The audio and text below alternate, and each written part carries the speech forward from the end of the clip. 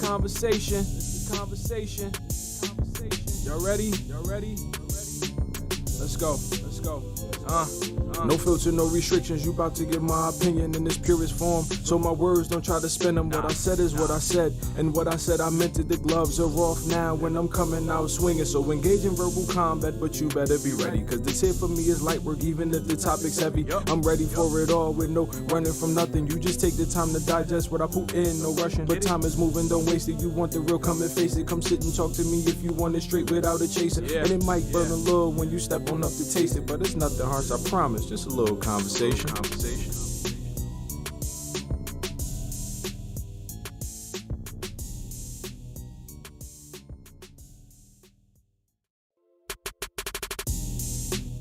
Well, welcome to the conversation with Harold and Dave. No, Harold didn't get younger. It is Keone on here with Dave, coming to you 3 hours behind from the sunny state of California. I can't say Sunshine State because that's my state of Florida. How are you doing, Dave? Peachy keen. Better than a lot of folks today. Why is that? Why today? Oh, just it's not good to be Pete Hegseth today. Enlighten me. I can't believe you haven't heard this. Like I was like, are we going to talk about Signalgate today? And you're like, what's that? I'm like, what? But you've been traveling, so and it's hard to believe it's that soon. But the current, most people know that the current thing is that in the run up to the attacks on the Houthis recently, the National Security Advisor invited a reporter into a group chat that was being held amongst the principals, the major policymakers. No. What? Is this a Saturday Night Live skit? That's not real. No. This is true. Although the memes have been extraordinary, but they invite this guy in, and you got Tulsi Gabbard, you got Marco Rubio, you got the Ratcliffe at the CIA. You have all these major big names using the Signal app, an unsecured app that the Pentagon says is not authorized for even discussion of unreleased, unclassified, right? If it hasn't been publicly released, even if it's unclassified, you're not supposed to use that. They just had, in the middle of March, they had an update to their OPSEC.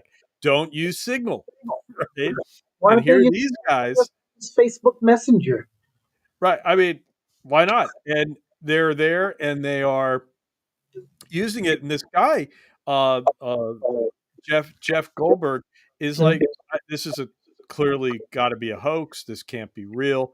But then he gets details in, and it turns out, no, it is real.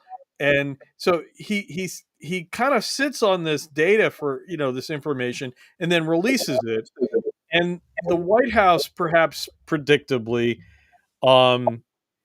they have mismanaged this in the classic way that you make a big story, that maybe you could weather into a huge story, deny, and then have to go walk back your denials, hem and haw, attack the other guy, say, well, there's nothing classified. And so the reporter today released the original text because he had been holding on to screenshots that he had of all the texts, saying, look, there's information in here I don't think should be out, including the name of a CIA asset, right, which is the most close hold information. And in fact, he still didn't release that because they did obscure that. He released all this other information, and it's out now, and we're all able to see this because the White House, in their damage control, there's nothing classified in there. There's nothing sensitive in there. And they're like, really? So you don't mind? You don't mind me knowing the name of a CIA asset?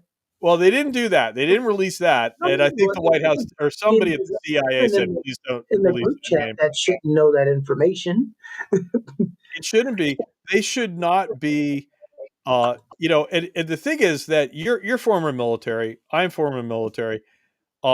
We understand and a lot of the content creators online that are former military, like Preston Stewart, Chad Scott, they're just like, what the, because we know we would be possibly sent to jail. Yeah, Certainly our careers would have been over if we had done anything remotely that, like this. yeah. And then roll the clips of everyone complaining about Hillary Clinton. Roll the clips of Pete Hegseth talking about how Hillary Clinton should have been prosecuted for what she did, and him saying exactly what I just said. I would have been, anyone in the military would have been cashiered for this. Um, but Pete Hegseth's response is to say this is a sensationalist and just attack the journalist who was invited into the group chat. He was invited in and sat on the information. The sad thing is, the only person here who's been really trying to maintain the security has been this reporter, because he didn't release the information. He kept it close hold. He sat on it for a couple of weeks until the operation had settled. And then he didn't want to release the information at first. He released some parts of Until it that until was, he was, you know, yeah. and he didn't release the sensitive stuff. And it's kind of like, look, the adult in the room is the journalist you accidentally invited. And Oh, in the room. We're going to talk about that today. so, meanwhile, there's all the stuff that comes out of the deliberations they're having, how they were all talking about how they didn't want to attack the Houthis because they would be bailing Europe out, and how Pete Hegseth loathes the What European uh, freeloading. Pedro just made a comment where you said they're trying to dial back and attack the reporter. They're trying to say that he hacked into the signal chat, but he shows the screenshot of him being invited. Right. I mean, I'm pretty sure they've got that. That's going to come out, but the guy has been very consistent and is very believable, and it's just remarkable.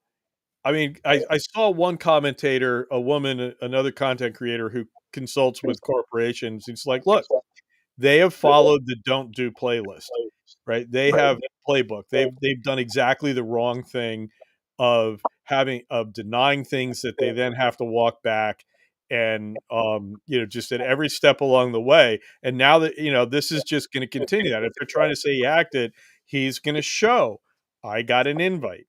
Do they not? Do they not know how receipts work? The data's there, the information's there.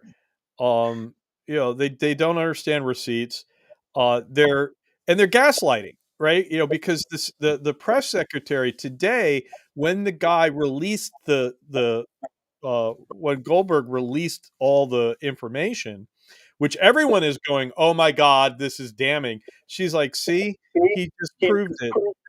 He proved we were right, because he released this information after saying it was sensitive. He's now gone ahead and released it." And so she's gaslighting, right? She's trying to treat, I kind of said, look, if you want a definition of it, here it is. Mhm. When, you can scroll through and see all this stuff yourself.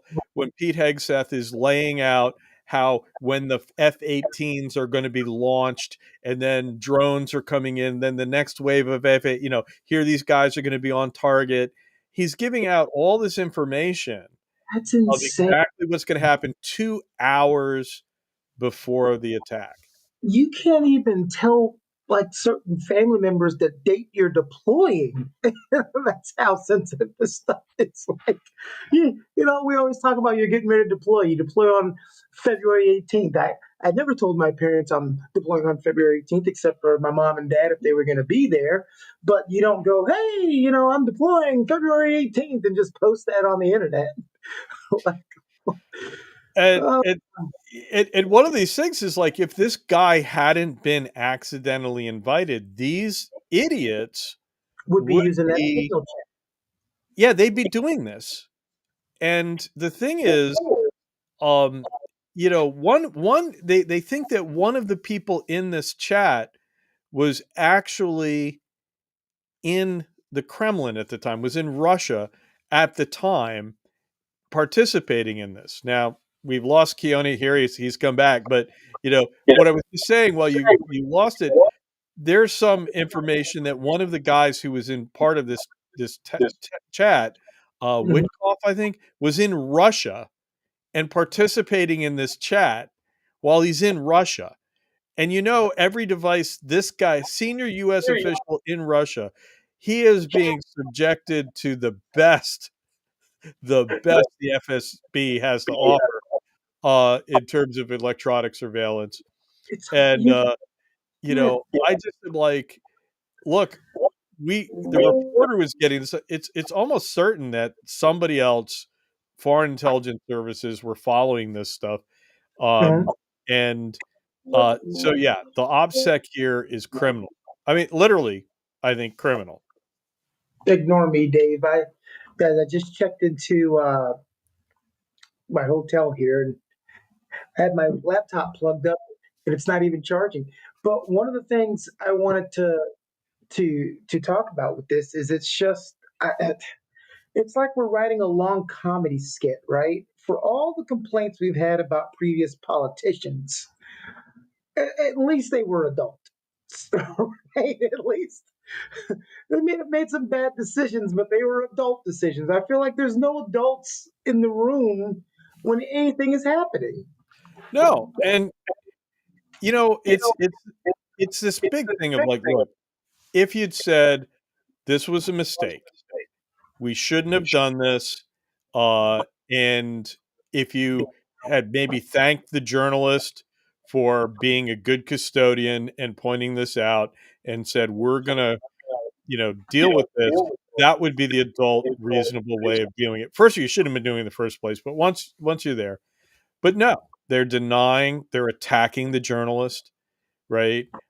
And the journalists wouldn't have released all that information. That information, knowing the exact sequence, there's foreign intelligence agencies get a lot out of a little. And so this guy was still holding on. Goldberg was holding on to a lot of the information. And then they just punked him. They called him sensationalist. They vilified him. And he's like, I gotta release this now because you guys are lying I about mean, this. we take this, you take the stance from your leader. That's been the playbook. Oh, Harold's calling me. That's been the playbook forever. Name calling. When you're wrong, just name call and say fake news, sensationalist, radical. You just say all those Scumbag. key words. Calling him a scumbag. Turned it- You know, and they're calling this guy this when he is the one who has been protecting American servicemen, right? And so this is outrageous. And I got to believe everyone in the military is looking at this going, Whiskey Tango Fox. What's going on here? We would be cashiered for this. These are our leaders. They aren't leaders. They aren't doing what we recognize as leadership. They don't lead by example. They don't put the needs of the country or their organizations above themselves. They certainly aren't putting the lives of the people, of our servicemen, our pilots, especially the pilots of these airplanes that were making these attacks. They weren't safeguarding this. And so I like to say that Trump thinks that the military loves him because, whenever he talks about a general, he quotes a general. He always like, "Oh, you sir." He always relates them, mimics them, calling him sir, like they're a love-struck teenager. And I'm like, no, dude, they're just calling you sir because they have to. And you don't understand what these guys, what their values are because you don't share them. Military, correct me if I'm wrong. I would say the top three, not in any particular order, but it's your loyalty. You have loyalty to the organization, whatever service you're in. You have loyalty to the people that serve under you and to the country. Right? Yeah. These three things are very high, and I don't see Trump having that. And Well, I'll tell you why he thinks the military love him. Should you salute indoors even if it's the president? only if you're under arms and have a cover on. Right. So I was watching. I can't remember. I was watching. It was a sports bar this weekend, and I'm watching a wrestling tournament. It's an NCAA tournament. President Trump's there, which was very weird. It was at the amateur wrestling tournament. He was there, and one of the guys, the heavyweight, who was in the Air Force, he won. So he's draped himself in the American flag and he walks over to Trump and he gives him the salute indoors. And I'm like, well, geez, but that's one reason why he thinks the military loves him. No, There will be people that buy into it. There certainly will be. They're going to be the lower ranking folks who haven't been in the organization a long time. And Pete Hegseth was a captain, right? He's a perfect example of somebody who hadn't gotten up in the ranks, hadn't learned the lessons he needed to learn, and has a very adolescent view of patriotism and masculinity. And contrary to some people's belief about the education level, military people aren't stupid. We know when we're being insulted, and then you tell us you love us in the same hand. Whereas most people who he's insulted are a lot of people who follow him and support him, and he constantly insults the people that support him. So we definitely get that. And look who's here! Is that the man, the myth, the legend? Oh my goodness. Stop it. Well, we're talking about Signalgate. Harold, when we always talk about have our family chats, we love letting insiders in to hear our most intimate secrets on Facebook chat, right? 'Cause that's what you do, right? You let outsiders in to hear sensitive information. So basically, we're talking about how instead of just saying, "Hey, this was a mistake," and taking accountability, which from someone that Dave debated on this show said the one thing he loves about this administration and previous administration is that they take accountability, right? That's what Mm. your opposition and your debate, Dave, said. But instead of taking accountability, we just gaslight and criticize the reporter, call names, all the checkbooks, or what, as Dave calls it, the bingo card, right? We're gonna keep doing this that was bingo. not on my bingo card. This No, the you I bingo don't think card is it's on turning out to anybody's be a bingo best card. case scenario. you've got to make that damn bingo card before the year's over because we got to start seeing what's on I there. have it. I have it somewhere. I have it in Word somewhere. But Oh my Yeah, God! So I we're going to have to make a bigger bingo card, I think. I don't know. it's just outrageous. It's give just us the outrageous.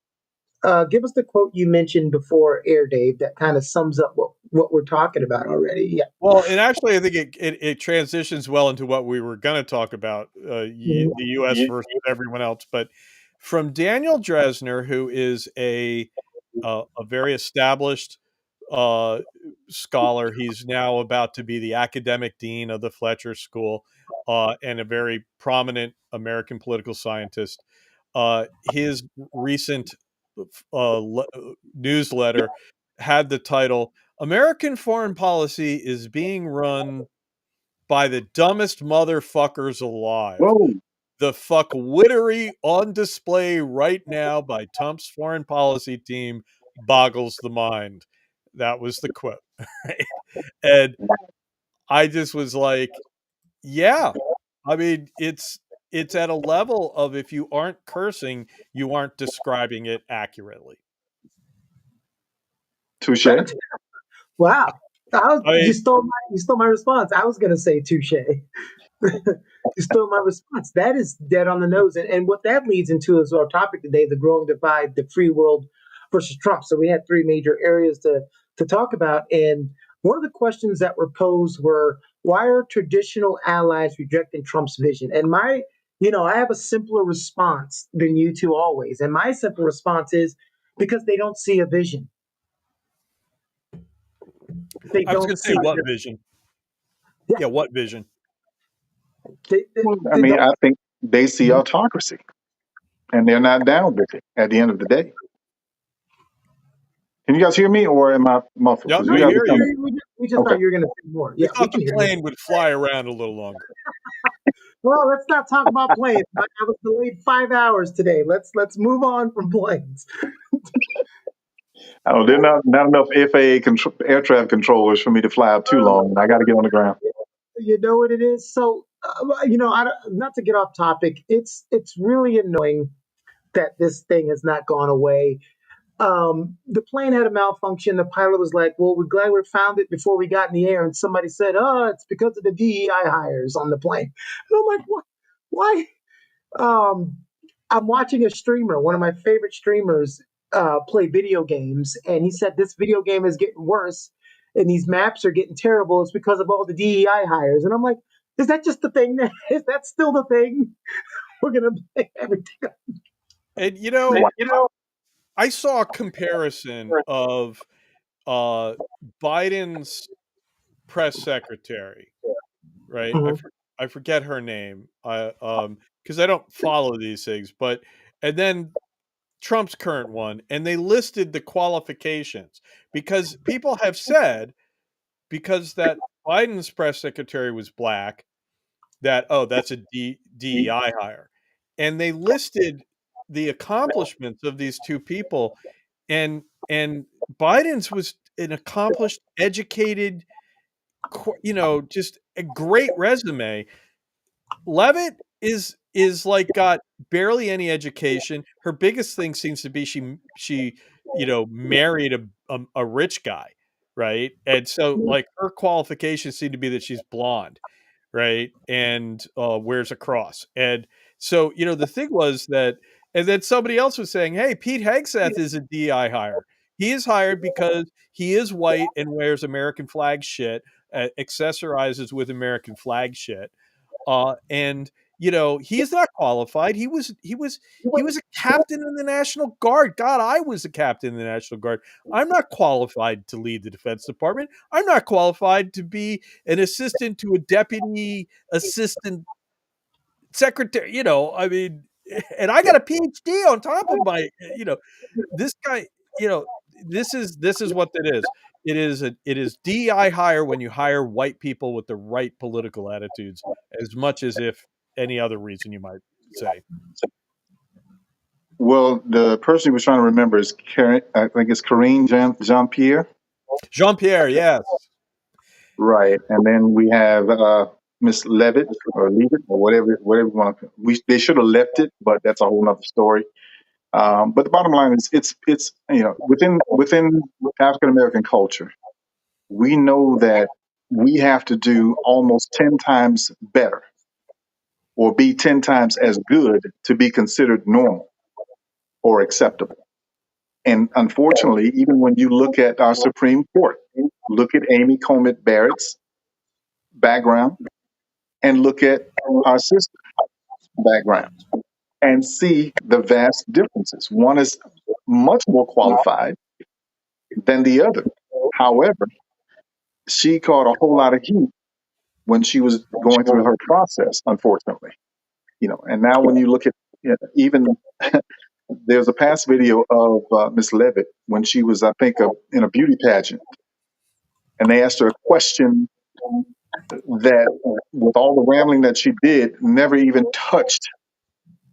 I mean, wasn't even remotely close to answering the question. So when we look at qualifications, that's a whole nother story, and it's evident in this particular White House. They're not looking for the best and brightest, and if you can actually say, and if I can coin the words of D.L. Hughley, Keith Hegseth was not a DEI hire; he was a DUI hire. And I'll land my plane. I He got him. hates that. Oh, he hates that so much. I'm so glad we got it in there. That's one of those Stop. jokes where you stick the landing and you're proud of yourself after you landed, right? That's like a spot on one. I'm gonna pull something up here for you guys that you're gonna like. Well, not Uh-oh. like. Um, Uh-oh. it's what Dave was talking about, and it's I saw it on Instagram from the rapper Plies, by the way. And oh man, it looks terrible on here. Let me see if I can make it. There we go. That's as clear as I can make it. But we're just looking at There the it is. credentials. Exactly what I was Right? talking about. Yes. I'm looking at the credentials list of these two wonderful people. And when you're looking at this credential list, uh, Karine Jean Pierre, New York Institute of Technology, Columbia University, MPA, lecturer in international and public affairs at Columbia University, senior advisor and national spokeswoman for Movian.org, political analyst, NBC News and MSNBC, regional political director for the White House Office of Political Affairs, deputy campaign manager, senior advisor to Joe Biden 2020 presidential campaign, fluent in English, French, Haitian, and Haitian Creole. Experience continues to be too much to display. So she has more credentials than that. Then we look at Carolyn Levitt. Softball scholarship, St. Anselm College. Trump assistant, MAGA spokeswoman, Fox News intern, violated campaign finance laws and never paid. Married a 60-year-old multimillionaire at age 27. Blonde, it only gets worse. And they just stop right there. It's like, Now you we know, don't, in fairness, in because we fairness, need I to be know it's fair, for comedy and satire, but in right? fairness, We don't it's know if that's your complete resume, and we don't. Yeah, okay. never I'll completed. say that because I don't want to totally shit on somebody, unless it's Pete Hegseth. But Jeez, I'm sorry that it just people that wear coats with American flags as the liners so that they sweat on the American flag. What he really needs to do is get some American flag toilet paper. I'm sure he could buy some from Iran, right? Like if he wants to do it. And probably he just needs to talk into his phone and foreign intelligence agents could hook him up because that's probably, he probably just needs to mention it at his Alexa at home will probably connect to the FSB that will hook him up. So the, yeah, I said it. I said you it. guys mentioned And I'm something being there. facetious, okay, but still. There, Damn. I hate when people disrespect the flag. I really do, especially when they cop attitude like they don't understand when they're doing it. But okay, I land my plane. we'll give you a what about, because that seems to be the thing to do. Anytime you bring up a problem, it's, well, what about, what about, what about? How has Trump's America's First approach isolated the U.S.? Now, here's the thing with that. He's boasting an America First slogan, but the things he's doing is not putting America first. There is there, America First would have a logic to it. It would have Mhm. an internal consistency. Trump seems to land on things that he perceives, and he and maybe there is a logic to it. It isn't well done, but you know, uh, it's just a lot of discredited ideas. It's imperialism, right? Uh, Canada is the 51st state. That is imperialism. That is manifest destiny shit right there. And it makes no sense because if he did it, there would be this influx of Canadian congressmen. There'd be about 50 and there would be a decrease about practically one per state in other congressional delegations, and Republicans would lose control. So he doesn't actually want to do it, right? So doesn't make any sense to even pursue the goal, much less to raise it in the first place. The tariffs are all discredited ideas from the 19th century, right? And so it it it it's America it's America's self-immolation, right? And that's why this is just, and then just the management of it, right? You have people who are incompetent, you have things that are being incompetently done. And meanwhile, he's got a guy over there who goes over to visit Putin, comes back with these stories that Putin said he went to pray when Donald Trump was shot because he cares for him, and he's bringing back a portrait that the guy sent to Trump, and he said, people told me that he was a KGB agent and he might try to manipulate me, but I just think that people that joined the KGB back then, they were just the smart people. So I think Putin's just smart. And he is believing this blatant manipulation from Putin. And I'm like, this is who we send overseas, right? So that's the level of incompetence. He never seems to realize that Putin could be smart and trying to manipulate him. And the two probably go hand in hand. So, there All right, I'll stop there. But those are the levels at which this is some dumb fuckery. Oh, I agree wholeheartedly. And that, my notion is, my approach has always been, the goal was always to deceive, to distract, so that they can destroy. And that's essentially what's happening in that order. They've deceived enough people to get them to believe that their agenda is quote unquote true to American values, whatever those are. But we have to remember, we elected a rhino, a Republican name in name only, because he was a lifelong Democrat. He gave all props and kudos to Democrats when he was a Democrat, even to the point to where he said the economy does better under Democrats. So even his policies aren't even aligned with what he's saying, because the way that he handled the first term, his first term, he ruined the economy just like every other modern day Republican president. And so he's going to do the same now. Now the goal is to grift. They're grifting at a much higher level than they've ever done before. And the goal, even with all of these firings and this alleged reformation of the government, it is really to see if they can reduce expenditures enough to justify adding another $6 trillion tax cut. That is it. You can say we're trying to make it more efficient when you haven't even promoted one efficiency that you've done to the government in the short time that you've been there. That you've been in office. You haven't talked about savings. And matter of fact, you've misinterpreted a lot of the coding from the government computers when you extracted that data and misread it to the American people, claiming that there is fraud and waste. Well, my question is, if there is fraud, why hasn't the DOJ been activated?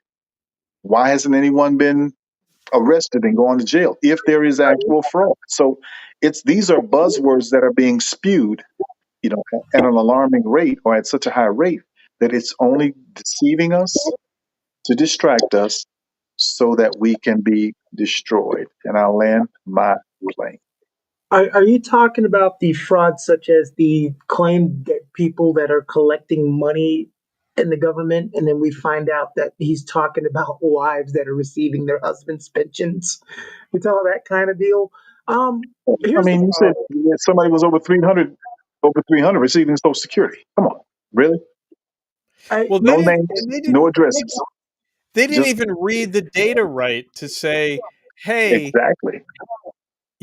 are these people like, yes, they're in the system. They might be 150 years old, uh, but and there was some misinformation about dates that Cobol did that got out there. So there has been some on the other side of it misinformation. But one Right. of the things was that those people are in the system. They weren't necessarily receiving paychecks because, Exactly. and again, in fairness, Republicans pushed for an audit that a few years ago actually went through to verify that, look, we aren't giving money to people who are deceased and old, and they dealt with this. And so, again, it's just this stunning ignorance of what's already been done to fix the problem, and it just is outrageous. because you guys always, especially here, talk about policies. When I ask someone, when I get in an argument about what's being done, and I'm like, there's a lot of things being said, but I always ask, name me one policy that has been put into effect to actually change something for the better. And no one can ever, they can never give me a policy. Of course, there isn't one. There isn't one. Well, he's cleaning up the government. How? And then we go back to, they have found that people were collecting paychecks in the dead. They have found that Well, $4 million has gone to transgender education. And I'm like, yeah, and this has all been found to be a bunch of nonsense and not true. So what next? but I mean, if you're looking for waste and fraud, you hire auditors. You don't hire hackers. Hackers aren't looking for waste and fraud. They're looking for vulnerabilities. That's what hackers do. So, what's going to happen in the long term when all of this is past us by 2020, in 2028/2029? We're going to see things happening within our government that shouldn't be. And it's because we allowed hackers access to our systems, not auditors who are trained, capable, competent, and qualified to identify fraud and or waste. And I'll land. Okay, how many times are you gonna land that plane? Is you guys gonna keep saying the plane There joke? are, Because there are a lot of planes. Like, I don't know if you've been to an airport. Planes land all the time, no, like one after another. I let mean, me every tell you 5 minutes. Every five me, minutes in I'm just Miami, we got saying, planes. he me got to and my land that plane. He takes off, he lands. I don't see We what's me got and my wrong. multiple runways too. me and my friend both left North Carolina today to go to California. She's going to San Diego. I'm going to LA. I left at 5 a.m. She left at 10 a.m. I get to Dallas Airport 2 hours before her, right? So we get on the plane. I got lucky. Both planes, no one's in my row. So you guys know I've got this brace on my leg because I got the torn tendons. So I got to put my leg up in a nice little row, right? The guy behind me, since he's in a row with two other people, he asked the flight attendant, "Can I sit up there?" The flight attendant looks at me with my leg up. He goes, "Sure." And so the guy gets up, he looks at my leg, and he's like, "I'm going to sit here." And I'm like, "Okay." So I grab my leg in pain, take it, and put it back on the ground. Then we get a thing over the airwaves that there's a mechanical error and we have to deplane. So we're sitting in the airport for 3 hours. Then we get on the plane 3 hours late, and we're sitting there for another hour and a half because we have to wait for the meals in the bags to come to the planes. And they're like, "We're going to wait on these meals." And I'm like, they're like, "Do you guys care?" And we're like, "We don't care about the soda and crackers. Can we go?" Like, you're not serving us a full meal. It's some cookies and soda. So literally got here 10 minutes before the show starts. So it's been one of those flying days. So landing the plane, Sounds like a personal problem to me. it does. Pedro says that's a habit from a Clubhouse app. I landed my plane. It's all good. Pedro.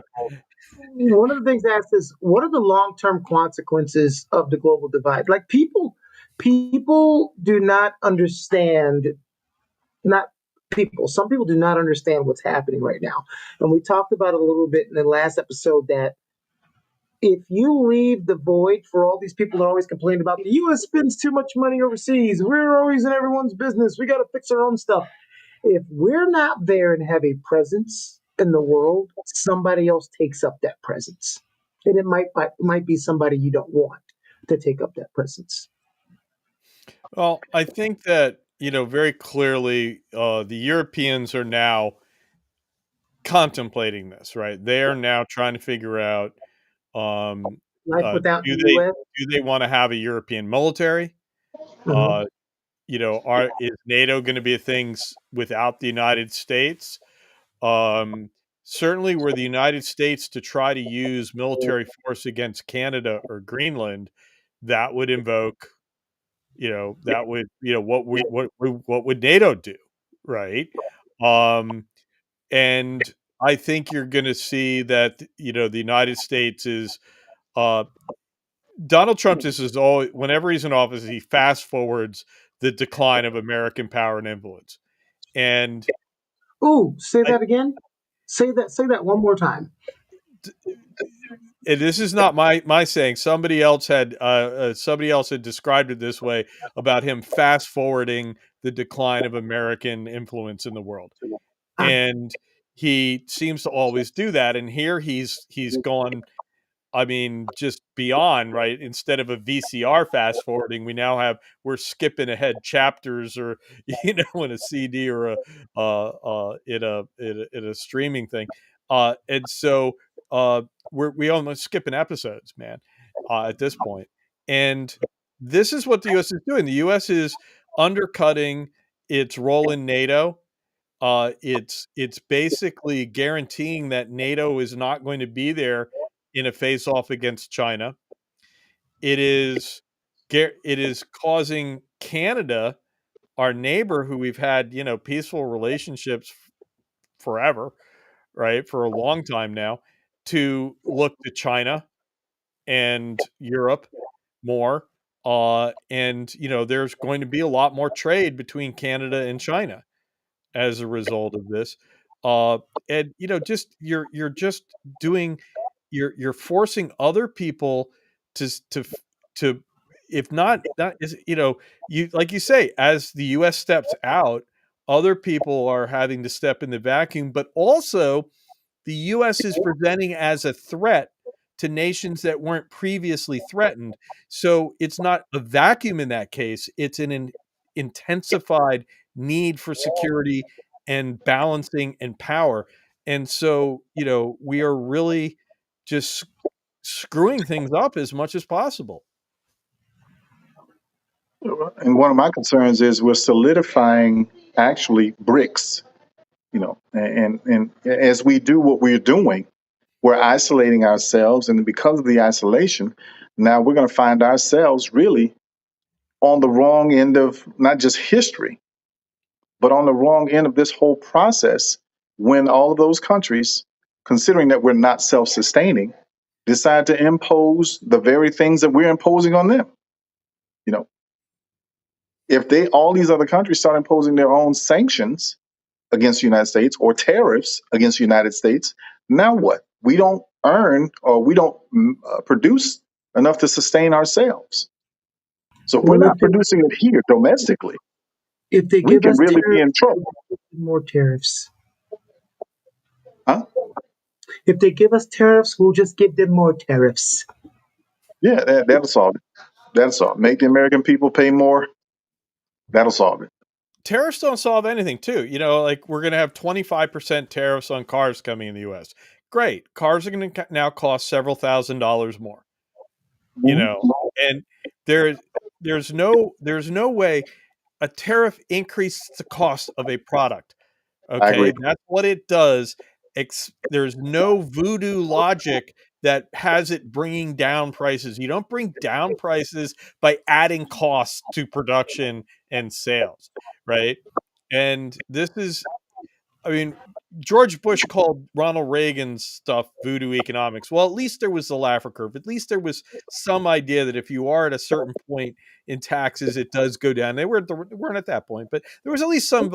There's nothing here because tariffs are discredited. They have, it goes the way of bleeding people to get the bile out of their system to cure an infection, right? I mean, that's what he's doing. He's bleeding people. It's bloodletting as a medical cure. That's what tariffs are. Ooh, I kind of like that. I might. 100%. But I was We got very sarcastic in my remark previously. It's just outrageous. And what's going to happen is we're going to see rising prices. Where none of these things are going to produce the effects. And and then there's Trump. Like, I'm going to put tariffs on, so companies are going to come back and build things here. There are no automakers that are planning to do this. He reports that Honda is going to build cars in Indiana. It actually turns out that Honda has had a plant in Indiana, and they have in fact canceled plans to move production to Mexico because of these tariff situations. Okay, but that's not the same as what he said, that they were going to build a plant. There is a company that makes Jeep, right? The parent company of Jeep and Chrysler and all, Mhm. whose name I'm suddenly not familiar with. They in 2023 they agreed to build a plant for their union workers to settle a strike, that they would open a new plant. In 2023 they agreed to it. It isn't open 2 years later. It won't be open until 2027. Right? So this idea that because of tariffs, people will build plants here and make stuff here is a fantasy.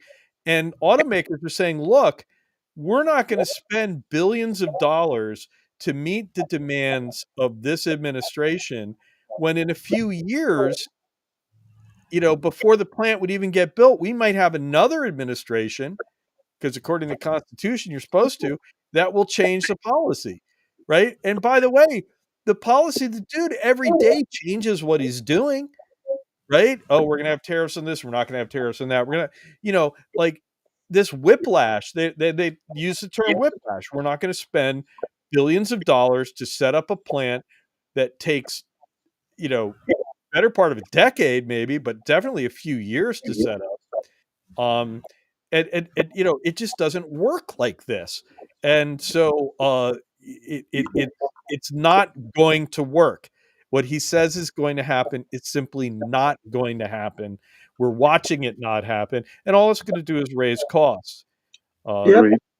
And a lot of this is distractionary tactics because while all that's happening, things like this happen. I'm going to put it on the screen. Trump administration stops policy prohibiting contractors from having segregated facilities. Been reading about that the last couple of days. That's why Signalgate has eluded me. Repealing, it's just you can't make this up. It's certain things that come up. I always think it's a joke. I'm like, is this the Onion? But I'm reading it in the New York Times. I'm reading it in USA Today, and I'm like, oh, this isn't something that was made up. Changing the language in the civil rights policies that prohibit contractors from having separate facilities. It says that those wordings did not align with the vision of the president. Excuse me? Because that's going to solve everything. And I want to go to Harold on this because we know your position as president of South Miami NAACP. Like, what? What? Why are we back on this?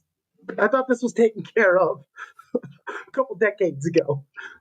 Well, I mean, remember, since 2015, there's been a consistent focus on one, culture wars, two, immigration, and three, attacking the Civil Rights Acts and the Voting Rights Acts that were passed in the 60s. And now you just had something also with dealing with fair housing that's been, attacked as well. But that's a whole nother story. And when you look at these types of things, again, it's consistent. That's one thing I will say. They are consistent in attacking those things that benefit people outside of a certain demographic. It's sad, but that's the reality of it. And unfortunately, you know, when the warning signs were there, people ignored them.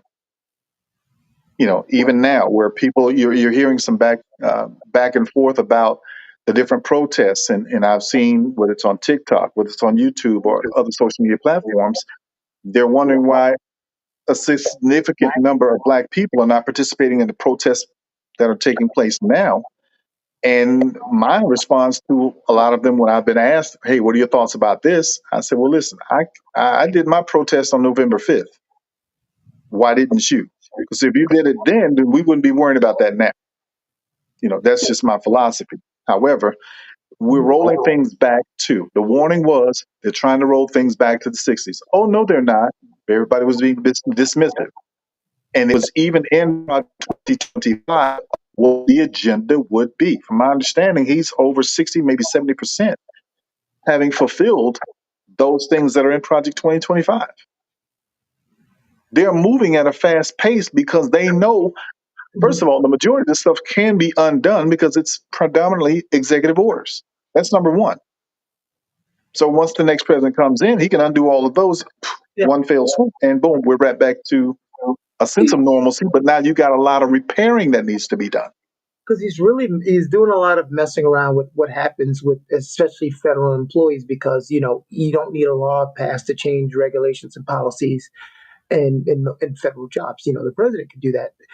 Reading from the New York Times says the Trump administration has removed a longstanding directive from civil rights era that explicitly prohibits federal contractors from allowing segregated facilities. The latest move to eradicate diversity, equity, and inclusion policies from government operations that has drawn fierce rebuke. The removal of the segregated facilities policy was included in a memo last month from the GSA, that's the General Service Administration, which manages federal property and oversees procurement for the federal government. The memo, which applies to all civilian federal agencies, was among the many directives from the agencies aiming to purge safeguards put in place in the 1960s to comply with executive orders issued by President Trump on race and gender identity. It's like it's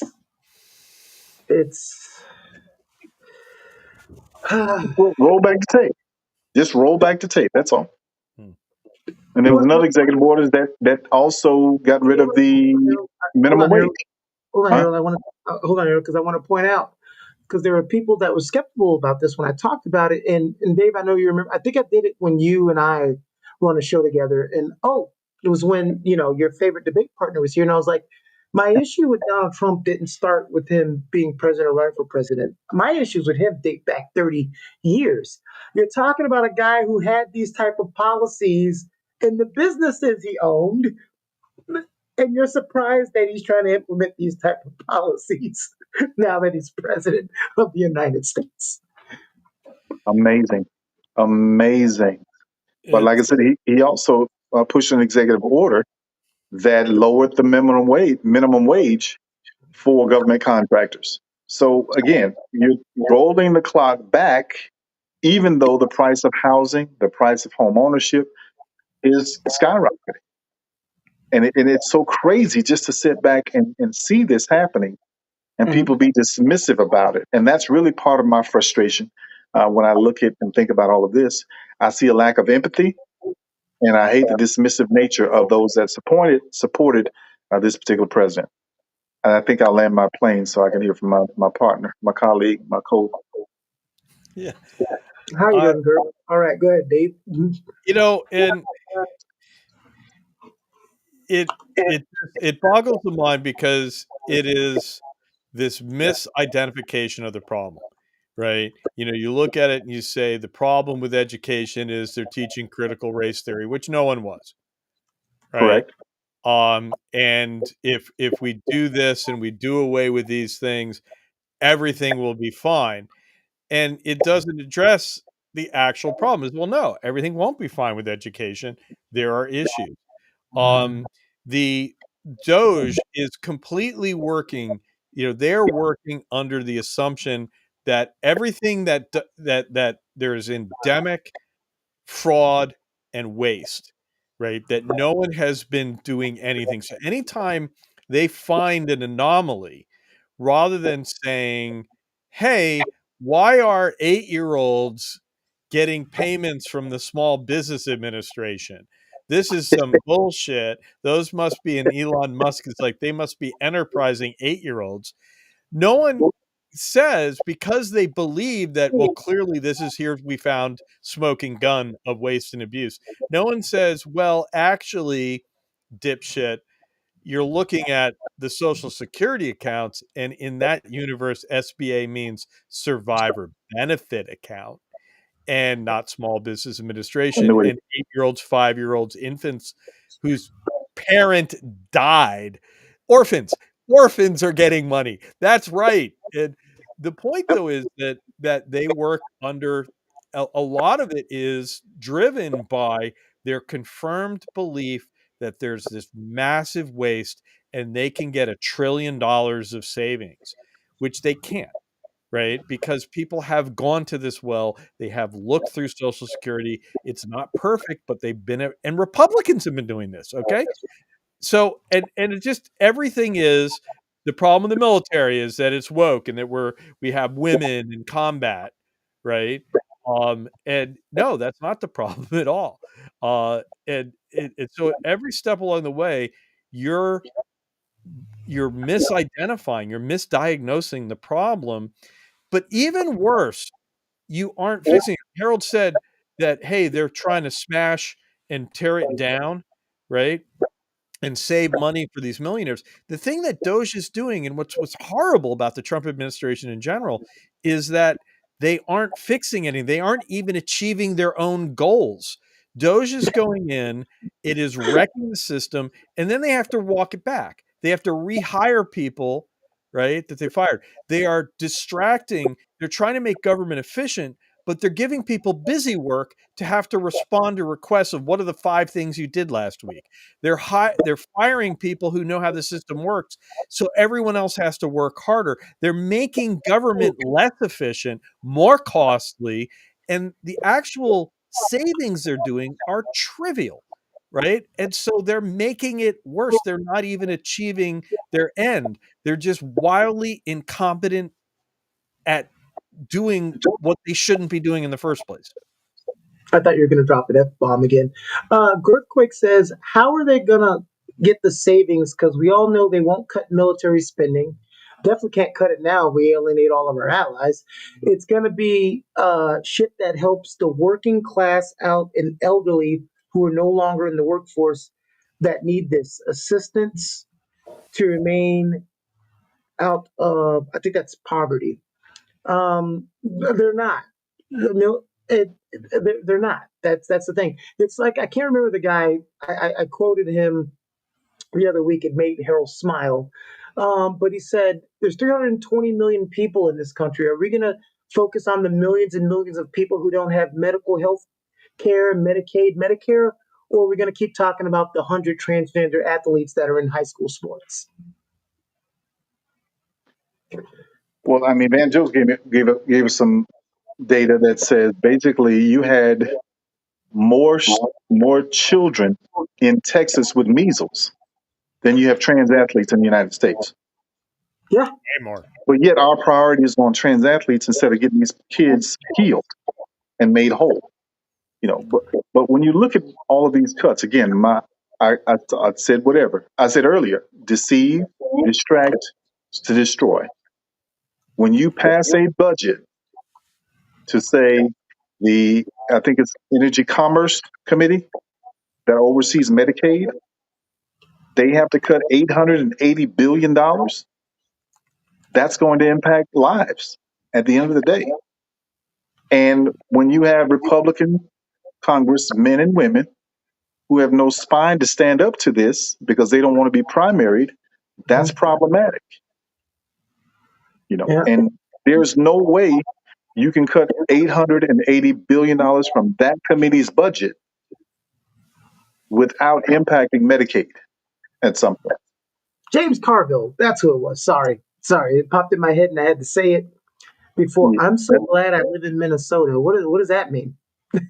I think is that Minnesota or Minneapolis or Is that Minnesota? Well, Minneapolis is in Minnesota. oh, that's right. I'm sorry. That's right. Minneapolis. Is that in the United States? Never mind. Okay.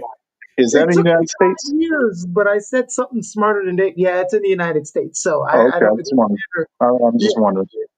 Glad you live in Minnesota, but They have a fairly strong progressive history there. So yes, they do. The thing is that it's been just shown time, and people just the claims of the amount of money that is going to be cut are unrealistic, and I keep my wife just keeps constantly doom scrolling and worrying about this stuff, and like when are people going to realize this? And I'm just really waiting for the day that Social Security misses a check. Right? They have never been late sending checks out in the history of Social Security. And I'm kind of like, you want to shoot someone on Fifth Avenue? Miss paying the Social Security payments. Oh, they're going to pull up on the White House. Money out. And I can't believe it won't happen because the Social Security website has crashed already several times. Doge is trying to do away with phone service, which is how so many people with Social Security get their benefits. But hold on, Dave. That's an important thing that you just said because some people were misunderstanding what that means. What do you mean getting rid of phone services? They feel there's no need to cut funds. You don't need human operators. It can be answered by AI or voice media. But most people on Social Security aren't great with technology and they don't want to talk to an automated system. They need to talk to an actual human. But they're closing offices as well. Yeah, or to go and so they're going to make it hard to get Social Security. And the thing is, though, what traditionally amongst the Tea Party that grew into MAGA, these folks tend to rely on Social Security more for their retirement than people in blue states. And Social Security was, this thing of like, I paid for that. I paid my whole life for that. That is not a gimme. That is mine. And, George Bush screwed up by even suggesting to reform Social Security. So the thing is, right now, no one believes he's going to do it because he said he wasn't going to touch Social Security benefits. And but Trump's economic dude, not look back, Lutnick, went on and made the statement that, if my mother-in-law doesn't get her check, she'll be okay. She'll just figure there's another one coming next month. I'm like, now a lot of people picked up on the point that he went on to say only fraudsters will complain, and a lot of Mm-hmm. said, you're a billionaire. I'm pretty sure your mother-in-law wouldn't complain about her Social Security check. But I'm just sitting there like, do you really think that's true? Do you really think that in this country, if Social Security checks didn't go out, that the revolution wouldn't begin the next day? Because that will be a disaster of unparalleled scale. I just can't, because not just the people are affected by it, but the grandparents of people's grandparents are, you know, and it's going to hit in all the red states. The hardest, yes. No, go ahead, Dave. I'm saying the No, hardest. no, no. I needed to land my plane. It's funny that the reddest states tend to be the poorest states mostly when you rank the states in 50 in terms of economics and education. And I look at which ones are red. I'm like, how are you guys voting Republican? How is Mississippi voting Republican? Well, again, when you align yourself with right being conservative and conservative connected to the church, that's also part of the Bible Belt. Mhm. So that's the influence the evangelical priesthood, I should say, have on their followers. They're not I looking at the fact that do they things are to not getting the benefits that they should be or that they're entitled to from the government. They're not getting a hand up. I'm concerned when I see that the University of Alabama is the largest employer in Alabama. Something is wrong with that. There's no business, there are no businesses or not enough businesses in Alabama. And I mean, mega corporations, whether you're national corporations, international corporations, whatever we want to, whichever ones, that would be beneficial. But when you that don't rate. have large corporations Mhm, in your city that is employing a large sum of people, mhm. then you're truly dependent on the government because that institution, when they talked about what I think closing the NIH, canceling the NIH and the CDC, Well, that's when Alabama started complaining. sometimes that's not even a solution. Me and Pedro talked about this on his show, and he can tell you sometimes when corporations even come to a place like it happens in North Carolina, where a corporation comes in, let's say, I don't want to, I'll just pick a random corporation. They come and they build in Henderson. Henderson's one of those small places in North Carolina. And then you come to find out they don't really hire anybody in the area. Everyone that's working there comes from outside of the area. Because the one thing that doesn't happen is the people in the area don't fit the criterias to work at the place. And there's no program to teach them how to meet the criterias to work at the place. And when they hire the people in the place that don't meet the criterias, they're not able to keep the job. So that becomes a facetious act too. Like you put this place here that's supposed to build this community up, and 80% of the people that work at that facility don't even live in the community. Well, you look at your state elected officials when those types of deals happen, because there's no way if I'm allowing a large entity to come in that it won't have a local impact to the community that's going to reside in. And a lot of times, as long as these elected officials are getting their campaign donations, that's the only thing that they're concerned about. They're not looking at the overall economics of economical impact in that state or in that particular community. They're looking at the fact that I got my grab or I got my bag and I'm moving on to the next thing. Okay. Yeah. So where are we now? Yeah, No, I know. I got nothing to add to that. I just We went over three different we were topics. Just started talking. We moved from social security to you know what? corporations. It's because Harold didn't land the plane. The plane stayed in the air while we were going through different topics, and it Uh never oh. landed. Uh oh. So, uh, didn't Colombia lose 400 milli over Trump policies already? No, 400 milli. What? million. No. But that Colombia? Columbia is not the country. That Columbia is a city. I think he might mean District of Columbia. Oh, I don't I know. Verify real quick. Do you mean the country of Colombia, or do you mean? Yeah, because Uh, I've been reading Girthquake's comments. Okay, so, uh, yeah. but he And talked about he's been paying for insurance. Yeah, Oh, Columbia University, Columbia University. Yeah, Okay. okay. Uh, yeah. I don't know if it could lose 400 million. Well, yeah, I don't know if it was getting 400 I million, but it did lose a significant That sounds amount. like its entire endowment at that point. Um, Yeah. Jeez. but they are getting a lot of, they're getting a lot of pressure, and they're going to fight back at some point. And a lot of the stuff that, uh, you know, Trump's doing, he's saying we're going to do it. It's going to be overturned by the courts, left and right. I mean, because the legal foundations for most of these things are just laughable. And not only that, but because there's so many challenges coming from so many directions, the Trump administration, the DOJ is going to be hard pressed. They're hard pressed to get the lawyers into court, and it's such shoddy work being done. They aren't doing the due diligence. They aren't going through the due process at in the various agencies, that when DOJ lawyers get into court, they're having trouble explaining just the government's case, right? They're just like, well, we did this. And, here they've got lawyers whoever you've pissed off, they're sending people in. And when you piss off a lot of people, you got a lot of opposition lawyers.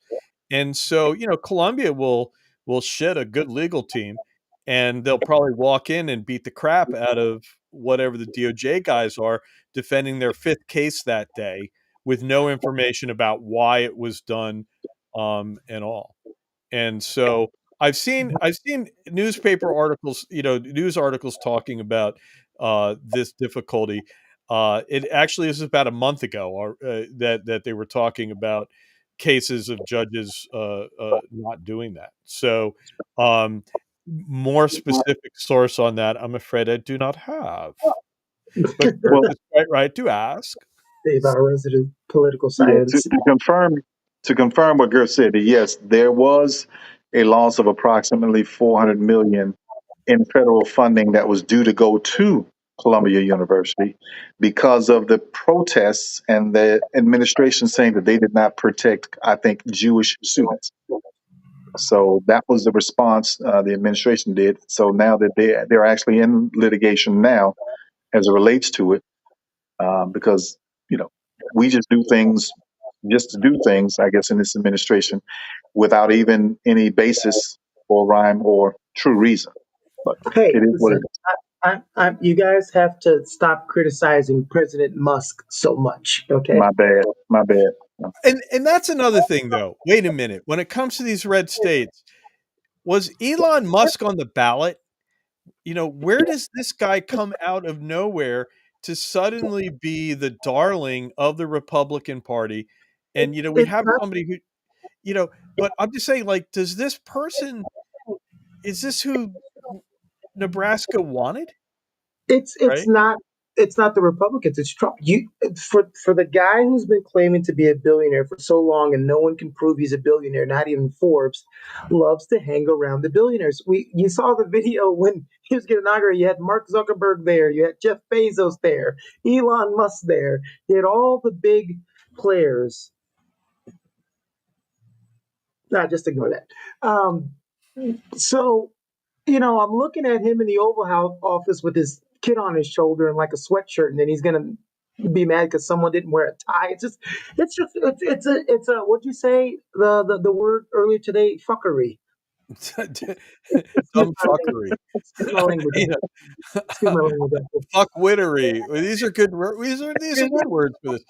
Um, Yeah, but it's it's this country's thing being of run on a temper tantrum.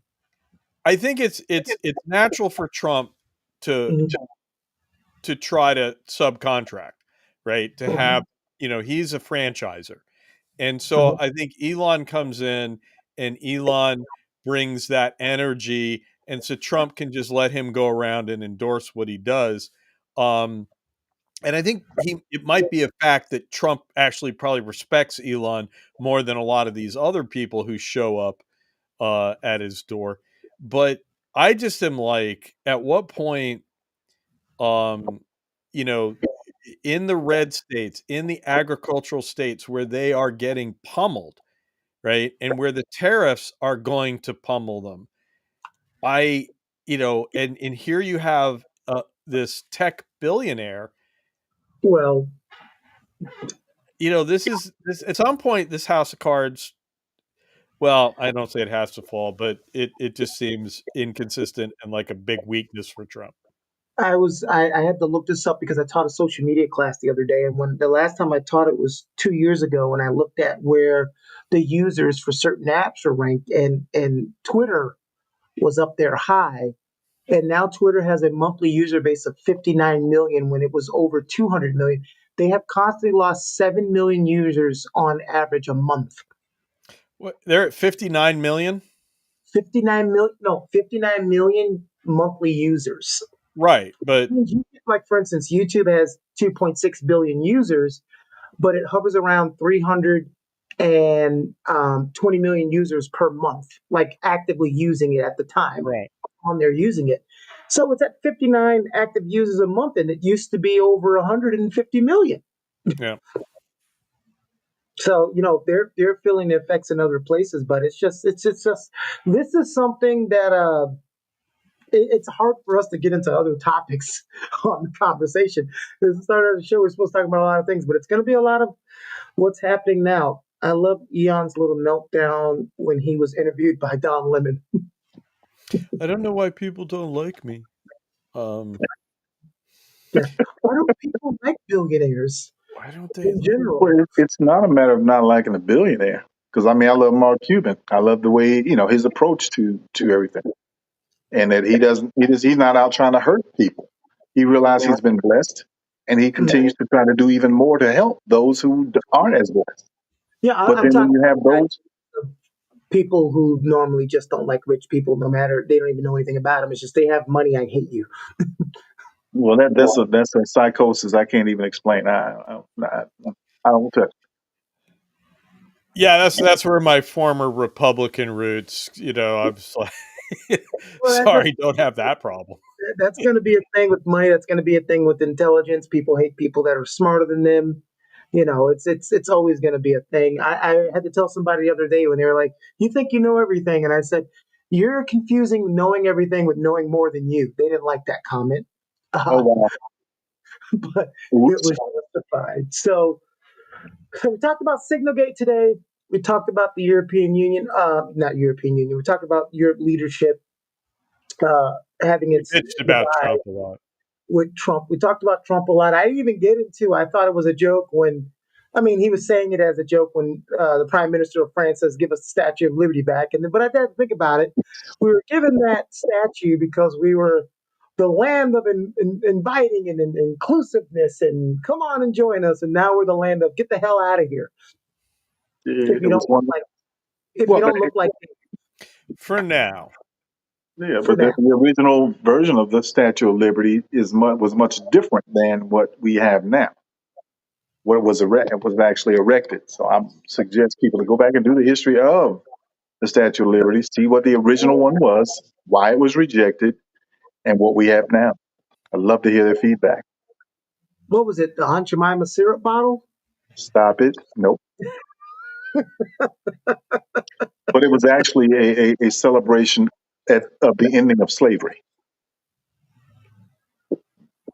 So I'm gonna just leave them with that and encourage your listeners, followers, those that are tuned in, to go in and do some research on the Statue of Liberty and see where it has what we currently have and what we could have had in the past.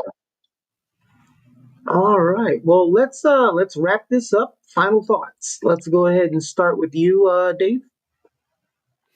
Well, I think we are alienating our allies. Trump can't. The biggest problem you have is we're doing things that are alienating other publics. Their leaders are having to respond, and they're having to be critical of Trump, which makes Trump react negatively. Whether it's Zelensky, whether it's Carney, whether it's Macron, whether it's the British, and so Trump is meanwhile being flattered by the people who are enemies. And so, this is our big problem. We are taking steps against our allies, not against our enemies and our potential enemies, adversaries. And I don't know how that could, it's kind of like, how do you make something cheaper? By putting a tariff, by adding cost to it? How do you make the world safer? By alienating your allies, uh, in the face of potential adversaries. There we go. Harold. And I'll say that, looking at all of these different issues, it's imperative that we remain vigilant, that we remain focused, don't allow ourselves to be deceived, distracted, so that destruction can continue. Because at the end of the day, this is our democracy. And if we're not doing what's necessary, meaning educating ourselves so that we can be empowered to make the right decisions and move in the right directions, then we're going to see what has already been built and constructed up to 2024 will be destroyed. And then what? How do you recover? When I hear billionaires telling me that, oh, it's going to be a bumpy ride, for who? Definitely not for you. Now, I often say, my mom used to say a lot of the time, God don't like ugly. And it made me think about certain things that happened during the Great Depression and why, because of racism, because of sexism and misogyny and all those things that were going on, back in that time of the Great Depression, it amazed me as I did more research how Black people, or a large percentage of Black people, fared during the Great Depression. And it was primarily because banks would not take black dollars at the time. They did not want to take black dollars. Not to mention, you also had the situation that happened after the Civil War, where the Freedmen's Bank was founded, and then ultimately ended up taking a lot of deposits from black formerly enslaved people. And those deposits were misused, mishandled, and ultimately it had to fold. So black people already had apprehensive about putting their monies in a bank. Well, as a result of that, because they kept it in their sheets, not sheets, but pillowcases and mattresses, they were okay during the Great Depression because they had those resources readily available and they were not in banks. Fast forward to today, we're almost in a similar situation and circumstance because our economy is going to tank if we continue to go down this road or this direction. Now, I'm not sure how all in this administration is. My prayer is that they turn around and realize, wait a minute, I'm about to do something that's going to really, really hurt not just people of other color, but it's going to hurt everyone. You may be targeting certain subgroups, unfortunately, because we're all human and we're all American. But the sad part about it is, if we don't see or help this administration see that the direction that they're going is going to be detrimental to our democracy, then we're going to lose out on our opportunity to progress and move forward and be that world leader that we have always been. So our allies are starting to move away and re-strategize, re-engage with one another, and allow us to be out fending for ourselves. So again, my hope and my prayer is that we can get this thing back on track, move in the direction that's going to be progressive, moving forward for the benefit not just of ourselves, but the rest of the world and our land.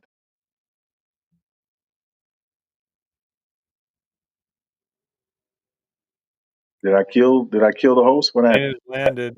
No, two things. I said wrap up, but I found this comment when we talked about Canada's response to Donald Trump's tariffs in the Zelensky uh, interview. He said, "You lefties have no idea. He can badmouth a bit player all he likes. Russia is a superpower that is winning this proxy war." I responded, "I don't know who hurt you, but I hope you heal." Because that's been my response lately to people. I don't know who hurt you, but I hope you heal. So apparently, you, Harold, Dave, and I were a bunch of lefties. Okay, so that's what we are. Why I anytime am someone not. thinks about it, you're a lefty? I know you aren't. It's just funny. It's like keep saying to people. You've been accused of being a lefty, a Democrat on this show. I've been ruining your credibility since the day you hopped on here. Um, Well, I know I am, but what are you? oh, Pedro says, "Oh wow, the original Statue of Liberty was a black woman holding a lantern." Yeah, Pedro looked it up. Pedro looked it up. Thank you, Pedro. Good on you, Pedro. Oh my God, I didn't even know that. Thank you, Harold, for teaching me that so many years as I was Oh, growing look, up. we're getting big hugs. It sounds gay, but I'm in. I'm okay. Well, I'm good with it. his name is Girthquake, so there's that. No, not lefties assemble. Guys, Dave is not a lefty, nor is he a Democrat. He just sometimes his reasoning makes him sound like a Democrat. I think he's won that heart, but he just doesn't want to let anybody know. But that's okay. It's all good. I want to say reasoning goes with Democrats are horrible. Okay, I don't know if I mean, is any we're down on Trump. Is anyone really happy with how Democrats are dealing with this situation? No, I'm not. But Okay, Harold, you tell No, me if you are. no. No, I mean, me, I'd be in the papers every day trashing them. I mean, listen, I'd be doing town halls every day, everywhere, bringing the American people out so that they can have the conversations that they want to have, and then tell the Democrats what they want moving forward. But you don't get engagement if you just sit home and go run to the TV cameras as opposed to getting out in the community. But that would be my solution. I would run and do town halls every week, every other week to re-engage the American people. that sounds like work. Oh man, that's what we pay you for. That's what we elected you for. Work. That sounds like work. That sounds awful. Why can't I Yeah, just go to the news and say what I want and still collect my money? because they're going to push the button and your Social Security check's going to cut off. Then what? Woosa, woosa. I guess we're done.